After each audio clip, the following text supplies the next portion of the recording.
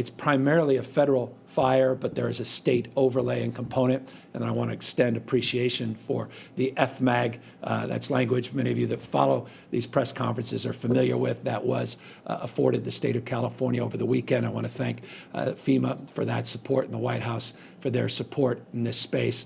That is currently 0% contained. And as of this morning, was at 143,000 acres. I want, though, to just make this point. In a moment, I'll show you just a very brief video. We talk about grit. We talk about determination. We talk about people that are committed to their job, not just interested in their job. That was demonstrated by act of real courage over the course of the weekend, where we had Black Hawk helicopters and Chinook helicopter come in when the smoke was raving, meaning couldn't see very far. The visibility was problematic. We had 214 individuals that were rescued near Mammoth Pool, Shaver Lake area with these helicopters that made their way in. You could see on this video some of the images of people that are coming off that Chinook helicopter. That was because of the bravery of our National Guards men and women, and I just want to personally express deep respect and admiration on behalf of 40 million Californians, but also on behalf of 214 families whose lives were spared, including we estimate 11 pets that were also helped in this rescue.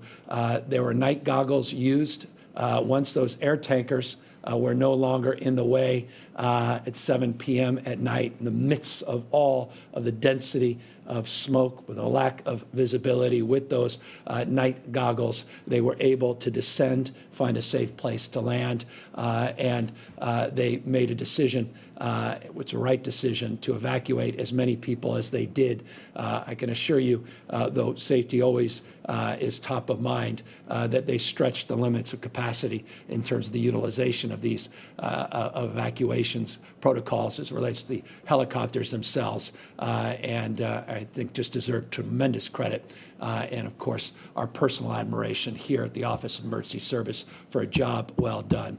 It's where training meets the moment, but it always takes the courage, the conviction, and the grit of real people doing real work. And so, again, deep gratitude to the men and women that were out there. And by the way, they were out there again today evacuating 150 people and another 14. So over 164 individuals were evacuated just this morning in similar efforts. We've got about 17 plus people that we're still working to evacuate in real time. Information on that will be forthcoming quite literally momentarily over the course of the next few hours. So ongoing rescue efforts and extraordinary effort over the weekend, demonstrably exampled by those images you just saw and many other images that have been shared across this state and across this country.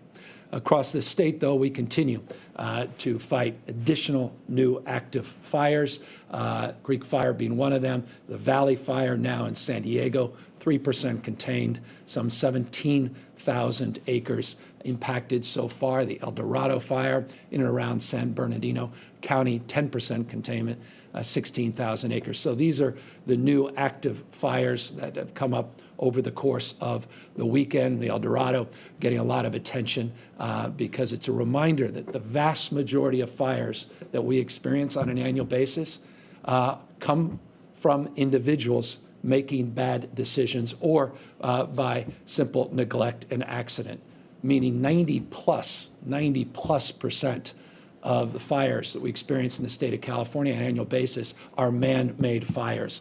El Dorado, though there's an investigation, those that may want to inquire more, all I can say is we are investigating the facts. A lot has been reported on this. We are investigating the veracity of what's been reported, but moreover, we have an investigation that is underway, and when we are confident in the results of that investigation, we will make as quickly as possible that information public. But it appears to be at this moment, and I say appears to be at this moment, an example of another fire that was not Mother Nature, but man-made in this case. The Bobcat fire is another fire we are monitoring down in LA County, 0% containment, 8,500 acres. And the Oak fire up and around Mendocino, north of Hillsburg, 5% containment, a little less than 1,000 acres. The reason I highlight these is we're highlighting these in our early morning meetings, and I want you to be familiar with what my team is communicating to me directly as areas of real focus, areas of ongoing concern as it relates to active wildfires in this state. It is not lost on anybody, particularly those that had to weather the weather over the course of this long holiday weekend, that we experienced yet another massive record-breaking heat wave over the last 3 days. Highest temperatures ever recorded, as an example, in Los Angeles County, 121 degrees.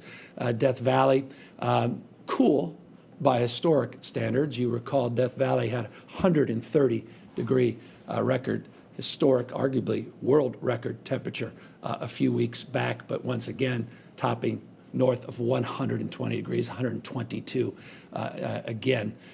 These temperatures felt all throughout the state of California, all throughout, once again, the west coast of the United States. And while things looked cooler in the Pacific Northwest, you still had record-breaking temperatures in other parts of the west coast of the United States as well. But California being impacted at a scale and scope that makes, again, this a very challenging time in our state's history.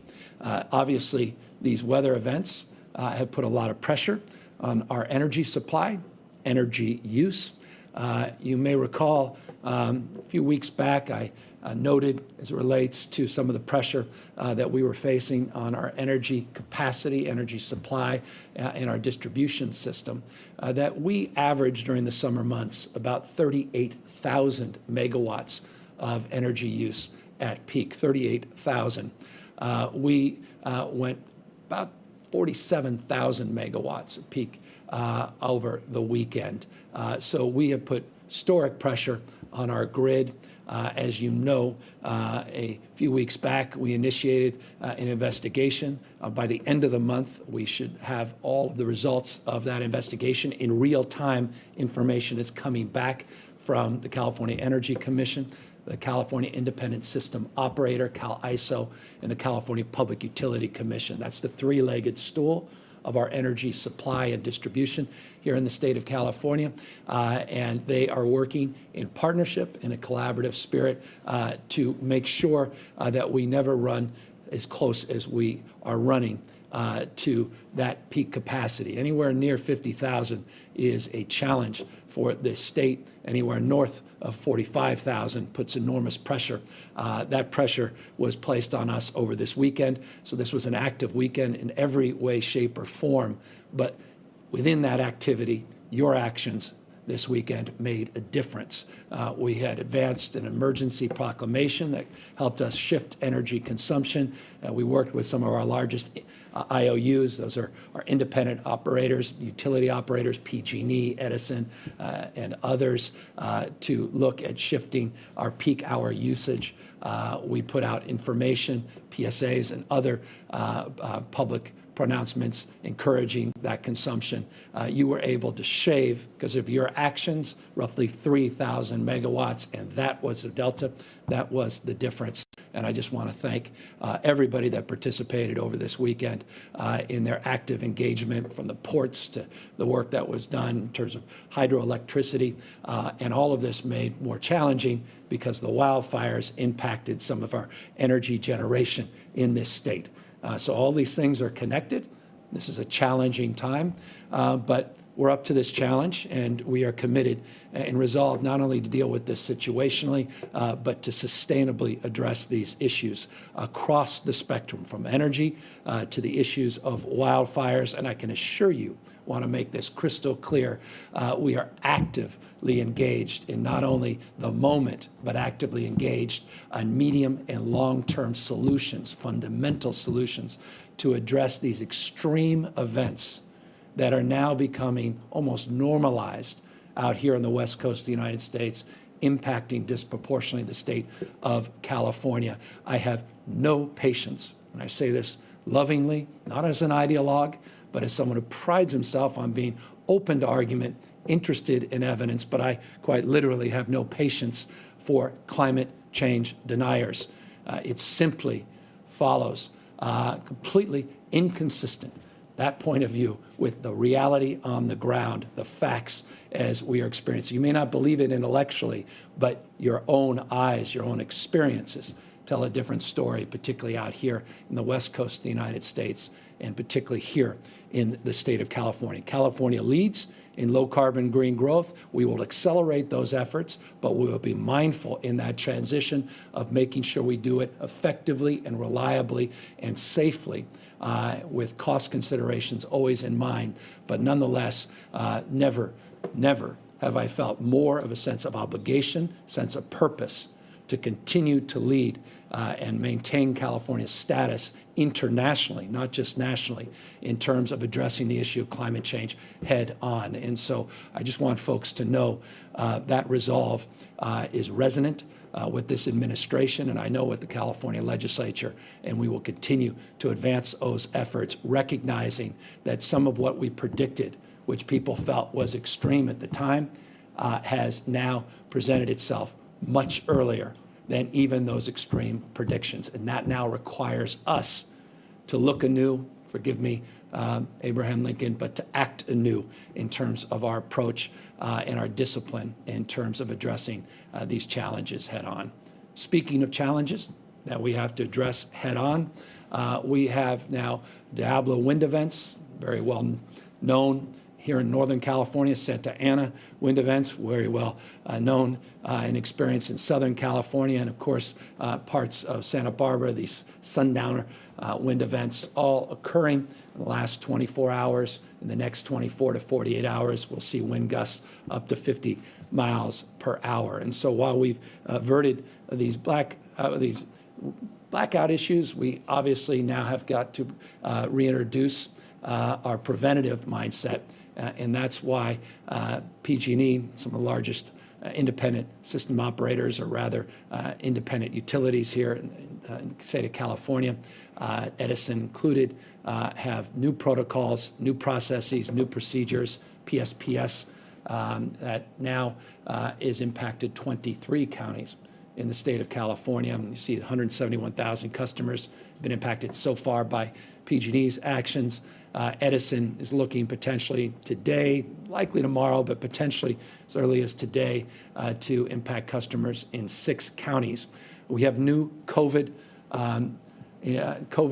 protocols as it relates to different strategies to work in partnership, not only with these utilities and their determination of safety shutoffs as a preventative measure to address their concerns around high winds and these very, very dry conditions, and to mitigate the spread, mitigate the ignition of fires. But we also have different protocols and partnerships with the counties on making sure those that are impacted have support. Many of those are in place. We'll continue to monitor the success of that effort. We put tens of millions of dollars in the budget in anticipation of these PSPS protocols. We're now utilizing those dollars, distributing those dollars, and making sure these centers are up and operational to protect the most vulnerable that are impacted by PSPS. Speaking of vulnerable and speaking about impact, here's the update on our COVID case numbers in the state of California. The last reporting period, September 7th, you'll see shy of 3,000 new cases in the state, 2,676 to be exact. The 7-day rolling average now 4,302. If those appear to be more promising numbers, it's because they are. Over the last 14-day period, we've averaged just shy of 114,000 tests over the last tests per day, about 110,000 yesterday. The test numbers are starting to come back up after the impacts of some of those larger fire complexes. We now are running over a 14-day period, 4.3% positivity rate. In fact, it's dropped to 3.8% over a 7-day period. So 3.8% 7-day positivity rate in the state of California, 14-day positivity rate of 4.3%. Again, these are numbers in the aggregate statewide.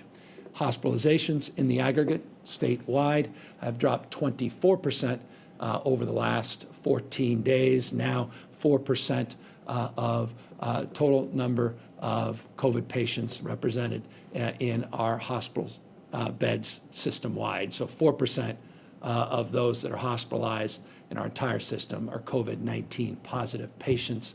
That is down substantially as well. Good progress in this space. Following that progress, ICU admissions are also trending downward, 21% decrease over the last 14-day period, and that represents 13% or so of all of the ICU patients in our system. So when you make progress in the aggregate and you get below 5% positivity rates, we now dropping below 4% on the 7-day. We are asked the question, understandably, what about more modifications on reopening the economy? As you recall, we put out recently new simplified metrics to determine how and when the state is allowed to move forward sectorally and regionally throughout the state of California. The foundational county movement is determined by simple metrics, including case rate and test positivity, total number of people that are tested, and that's the percentage of people that test positive. Dr. Galley in a moment will come up, update you on that effort. And I just want to, before I introduce him, remind you that the blueprint for a safer opening is to simplify with 4 tiers, 4 colors, the purple, red, orange, and yellow. He will present where we are on the statewide approach, which is much more simple, obviously extends more stringent considerations based upon our experience going back a number of months ago, but is framed with the chart that Dr. Galley will explain here as he also updates you, as he will start doing every Tuesday on the updated map of those that are in the purple, red, the moderate orange, and the minimal spread yellow. In those maps, he'll be presenting that update on those counties in just a few moments. With that, let me ask Dr. Galley to come up and walk you through some of these details.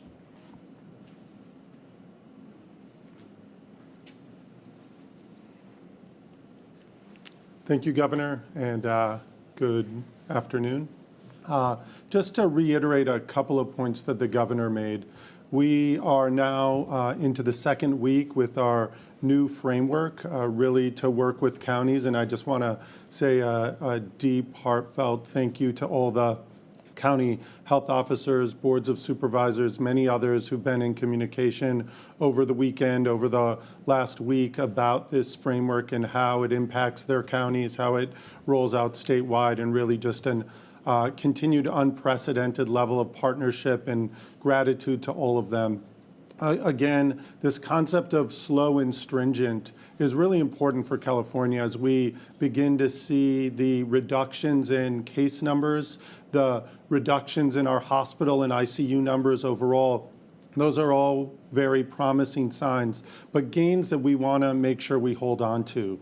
And that as we enter flu season, as we go into winter where certain activities are harder to do outdoors, we want to make sure as a state we go in with the lowest levels of transmission. And our framework really is designed to help us get there. Again, as the Governor mentioned, 4 colored tiers. Widespread is purple, substantial is red, moderate transmission is orange, and minimal is yellow. And each of these on a weekly basis, every Tuesday, we'll be announcing where counties are relative to these tiers. Last week, or 2 Fridays ago, we announced the official first unveiling of this where each county landed. And then we said today we would be reporting the second reporting period of this framework and updating all of you and all of the counties where any movement happened. So that's what I'm going to do with you next. So just to remind you, when we first came out with this tiering system, we had 38 counties in purple. That was widespread. We had 9 counties in red, 9 in orange, and 2 in yellow. We had said, just as a reminder, that a county will remain in a tier for at least 3 weeks and will only move to the next tier if they've met that next tier's threshold, data thresholds, for 2 consecutive weeks. So this week, we announced that we moved 5 counties from purple tier to red tier. That's 33 counties now in the purple tier, 14 in the red. Orange and yellow stayed stable at 9 and 2, and that's only because we're requiring counties in red, orange, and yellow to spend at least 3 weeks in each of those tiers. So next week, we may see some movement between red, orange, and yellow, so stay tuned to that. In terms of the counties that moved to red, it's 5 counties, as I said: Amador, Orange, Placer, Santa Clara, and Santa Cruz all moved from purple to red, meaning that they have now met for 2 consecutive weeks the threshold around data metrics. That's the test positivity and the adjusted case rates that we track over a 7-day period, for a 7-day average with a 7-day lag. And each of these counties now has moved into red, and you can go to the state's website, covid19.ca.gov, and see what exactly that means in terms of sectors that are open through the state health officer order. But I'll remind you to double check your own county website, where there may be further restrictions a little bit stricter than where the state is. So with that, that's our update. We look forward to the next update next Tuesday, reporting how counties are faring with this new structure. And we will, throughout the course of the week, be in deep conversations with county leaders, both at the health level and in other leadership roles, to ensure that we're updating these data and communicating it clearly and concisely so all citizens are aware of where their county is and the state as a whole.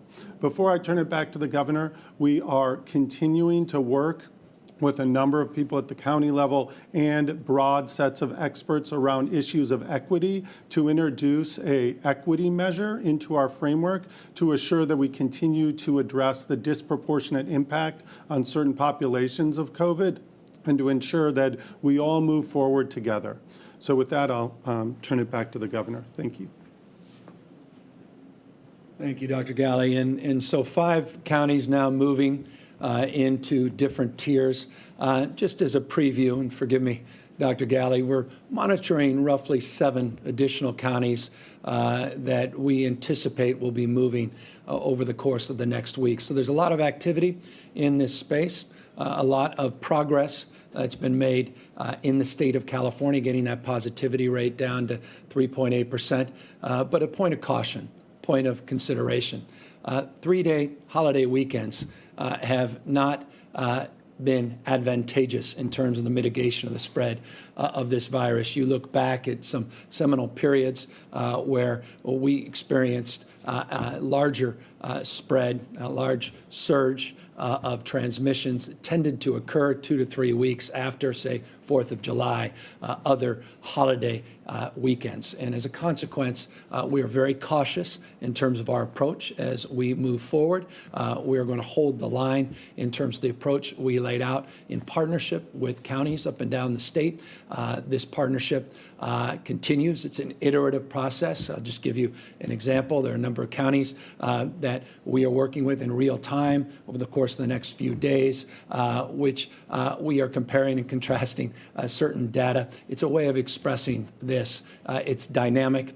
It is a process where we are doing all we can to be as responsive and inclusive as we as we should be under these circumstances, but progress being made as it relates to taming the spread and transmission of this virus, demonstrable in that 7 and 14-day positivity rate, and exampled here in the county tier status, where we have new counties moving forward into new tiers, which provide more activities and more opportunity to get us closer to normalcy.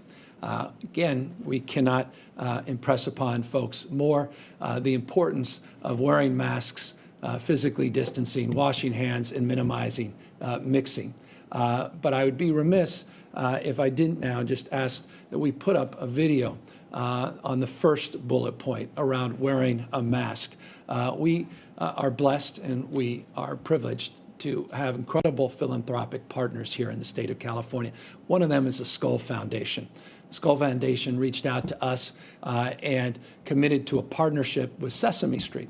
And as a consequence of those discussions, Sesame Street was willing to do a mask PSA in partnership with Skull in our California for All initiative. This PSA will be shared nationwide, and it features someone that's very familiar to all of the children here in the state of California and the children inside of each and every one of us. We'll cue up this new Sesame Street mask PSA. Oh, hi! Oh, Elmo was just getting ready for school. Going to school is a little different now.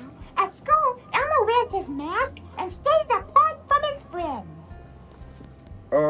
Elmo, Huh? today you're learning at home on the computer. You won't need your mask, son. But Elmo wanted to see his teacher and his friends at school, Daddy. I know, it's not the same, but you get to see them on video chat. Yeah, okay. Elmo's gonna take off his mask.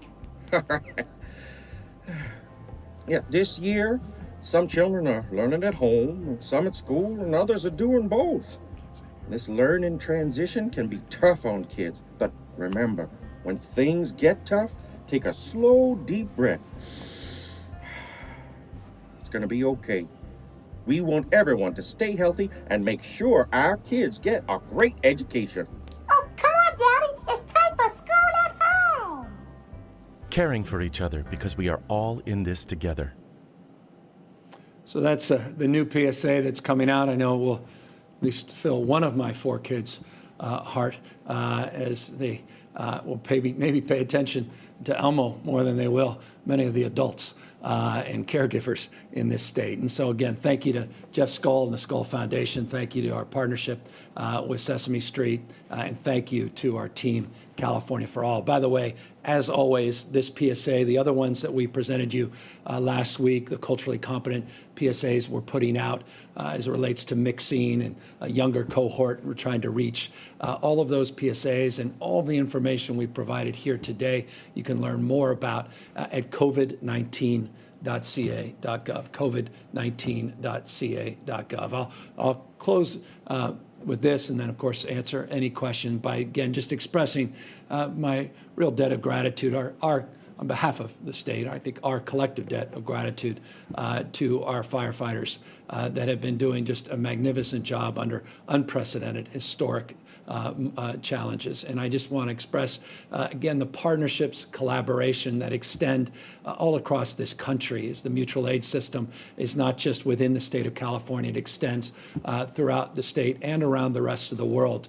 We had 10 individual firefighters come from Israel last week. I had the privilege of talking to the Prime Minister of Canada about the efforts they're making to help support the state of California in terms of the mutual aid coming from Canada. It's just a remarkable moment that gives me a sense of optimism at a time when I know we're filled with fear, so many of us with anxiety about the world we're living in, this state. But people are remarkable these moments and selfless in these moments. And again, that was exampled over the weekend in these heroic efforts, these 2 helicopters that landed, rescuing 214 individuals in very difficult circumstances. They very easily very easily could have turned around and said the smoke made that mission too dangerous. They went in anyway.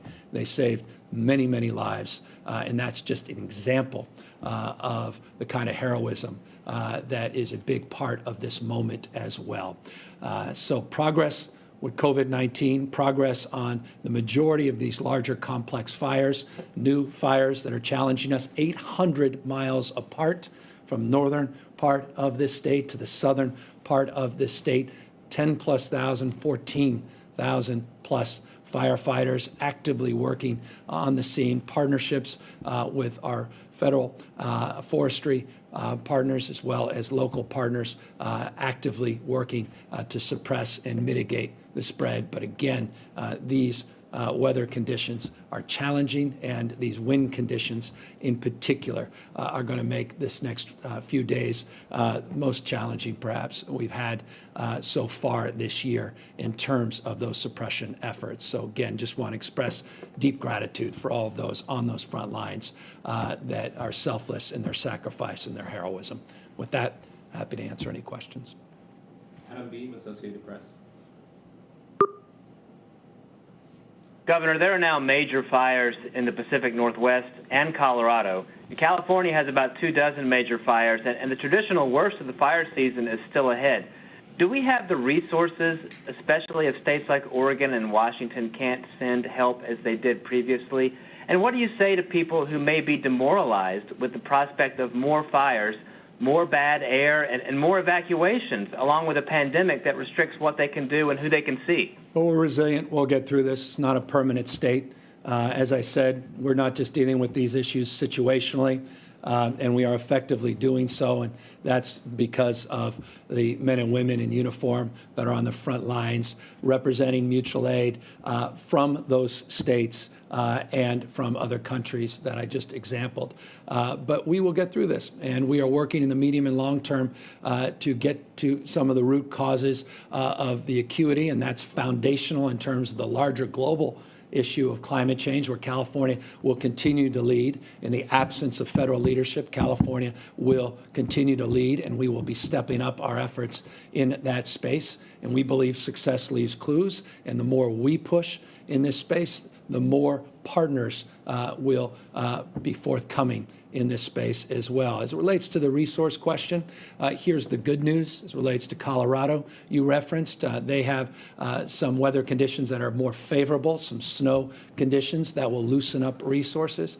We have mutual aid requests out, and they are forthcoming because those assets are being made available from other states because of more favorable conditions in other parts of the West Coast of the United States. So, look, our mutual aid system second to none in this country. We're getting outpouring of support from around the world, and we're developing a capacity of resiliency in this state that goes back decades. I mean, this is, you can go back in the 80s and 90s, 2000s, 2010, 2020. Wildfires are a big part of the challenge, seasonal challenge in the state. The challenge we're facing now is the extreme fire events that we believe are climate-induced, that require new approach and a different frame of tenacity. And while we've substantially improved our investments, particularly in the last year of the Brown administration, last year with an historic amount of resources we put in this space and new proactive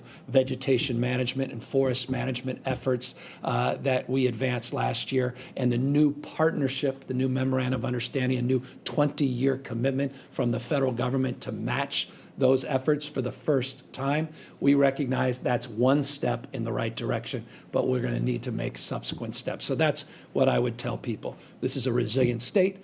We have a remarkable capacity to meet these challenges head on, and we are committed not only to address the immediate, but to address the medium and long term by doing much more than we've done in the past, recognizing the enormity of challenge that we face.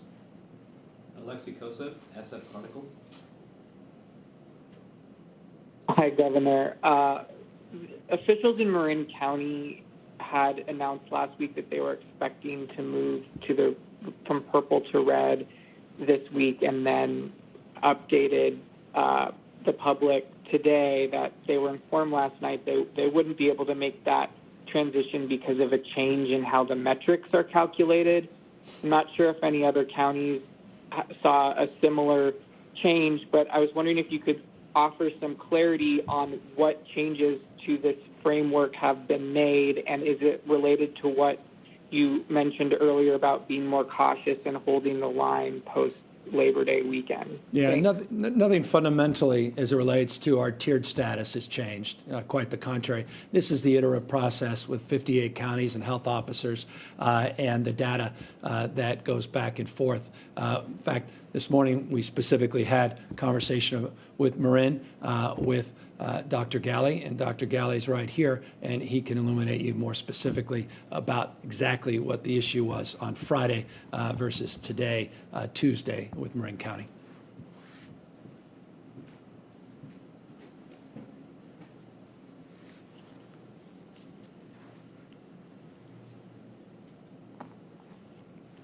Thanks again for the question.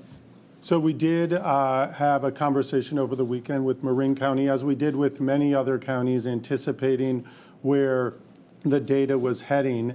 And in fact, when we did the official run yesterday with the Marin County data, as we did with all 58 counties, the anticipated move to red is really being held back, and they met threshold for purple. We did have conversations with local health officials in Marin, explained the situation, agreed to continue to look at the data, and if an adjustment is warranted in the next days to week, we will make that and move the county.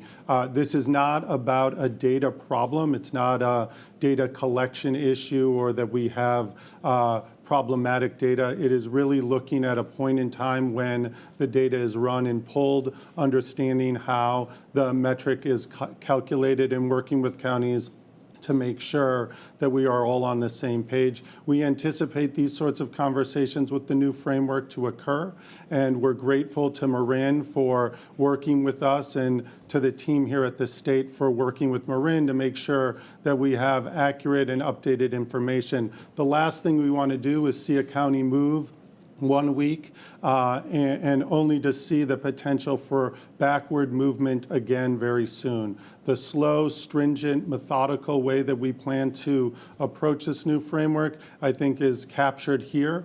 We're having similar conversations, not exactly the same issues, with a couple of other counties, at least one other county, large county in Southern California, San Diego, about looking at exactly testing data and testing information that may also inform tier status down the road. So we are taking this as the information comes and working closely with our county partners to make sure that we move forward in the methodical way we've been committed to since announcing this new framework. Next question. Thank you. David Baker, Bloomberg News. Yes, Governor, you touched on the public safety power shutoffs that PG&E started implementing yesterday and that the other utilities are thinking of doing in the next couple of days.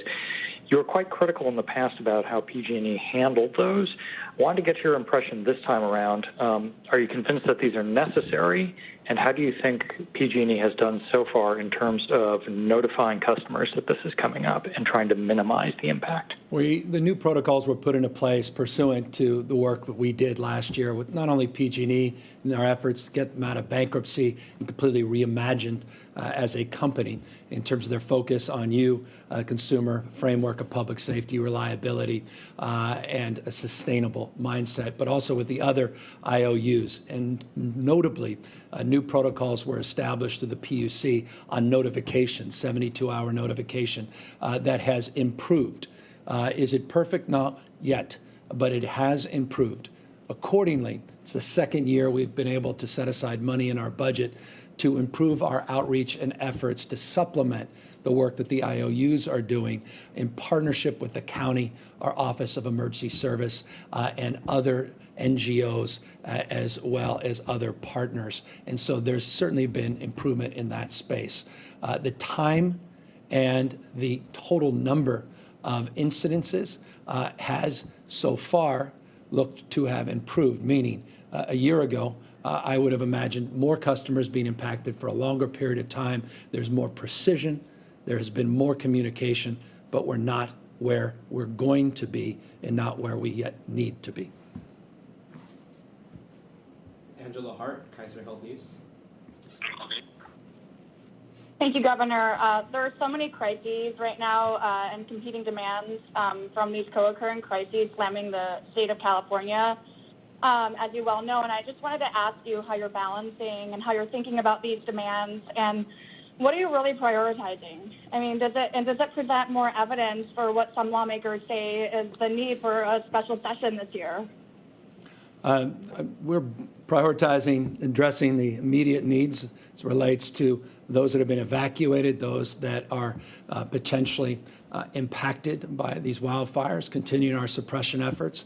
We're prioritizing the suppression, the mitigation of the spread of these wildfires and COVID. We continue to work actively. 24-hour days to try to stretch the day as much as I can. Weekends are an opportunity to work and to address issues, as well as try to balance priorities, including some 400 bills that are on my desk that deal with a myriad of issues across the spectrum. Already working this afternoon on next year's budget. All these things we're capable of doing, we are doing, and that's what we're hired to do. And so I'm very proud of the team, the incredible work here at the Office of Emergency Service, which is best in class. And so we continue to do our job, continue to recognize that we need to do better going forward to address some of these tectonic issues that have been in the making for years and years and years. And we're going to hit those solutions head on as well. So we're prioritizing the immediate. And I think you get a sense from these presentations what those top priorities are in terms of what we are advancing and announcing, particularly in relationship to COVID and our work to mitigate these wildfires. Paul Rogers, Mercury News. Hi, Governor. On fires, you mentioned climate change, but climate change was underway last year, of course, and far, far fewer acres burned, as you noted at the top of the event today. Why do you believe this has been such a bad fire year? And second, you toured Big Basin last week. I'm just curious what your vision is for rebuilding those historic buildings. Should they be rebuilt in the same style or something else? Yeah, well, I'm not an architect nor an historian, but I have great admiration for architects and historians, and I'll defer to them. We made this announcement when we were out there at our press conference, we've already received an outpouring of philanthropic inquiry and commitments of support to help rebuild those sites. And so I'm humbled by that, and I think all of us will be blessed by that largesse. And I have all the confidence in the world of our capacity to bring back some of those historic components and do our best to try to build memories for generations to come based upon the extraordinary contribution of those that designed and developed those sites in the first place. As it relates to the issue of climate change, we are experiencing unprecedented confluence of issues this year that we did not experience last year. Unprecedented record temperatures, a heat dome that impacted the entire west coast of the United States, not just a few states on the west coast. We are dealing with the reality of some 14,000 lightning strikes over a 72-hour period. Trust me, that did not occur last year. That had previously occurred in the late 1980s. But when you add to the lightning strikes, the fact you have 150+ million dead trees related to a 5+ year historic drought in the state of California, yes, I conclude climate change profoundly is impacted the reality that we're currently experiencing. It was a very different reality last year. Last year was actually a below average fire season.